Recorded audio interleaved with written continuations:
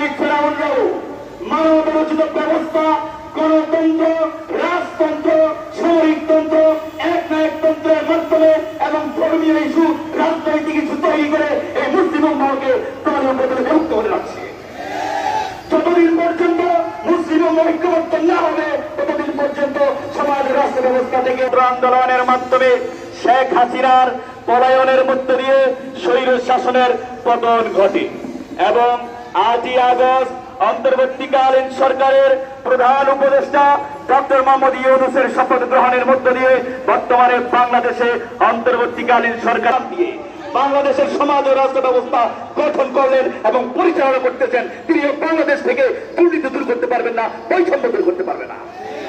বাংলাদেশ থেকে এবং বিশ্বের সকল রাষ্ট্র থেকে যদি দুর্নীতির বৈষম্য দূর করতে চাই তাহলে মানবরচিত ব্যবস্থা, গণতন্ত্রকে হটিয়ে আল্লাহর দেয়া জীবন ব্যবস্থা ইসলাম দিয়ে সমাজ রাষ্ট্র গঠন করতে হবে, পরিচালনা করতে হবে। মানবরচিত কুফরি সংবিধান, শিরকি সংবিধানকে হটিয়ে আল্লাহর দেয়া সংবিধান কোরআন দিয়ে সমাজ রাষ্ট্র গঠন করতে হবে, পরিচালনা করতে হবে।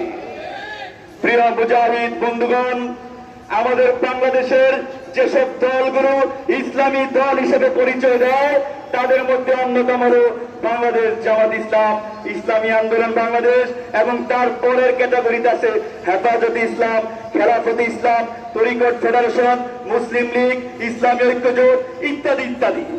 এরা প্রত্যেকেই মানবরচিত ব্যবস্থা, গণতন্ত্রের মধ্য দিয়ে সমাজ রাষ্ট্র ইসলাম প্রতিষ্ঠা করতে চায়, যা ঘুমের ঘরে স্বপ্ন দেখা, আর কিছুই না।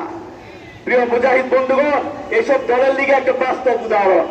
2011 সালে হোসনি মুবারক 30 বছরের স্বৈর শাসনের পতন ঘটে।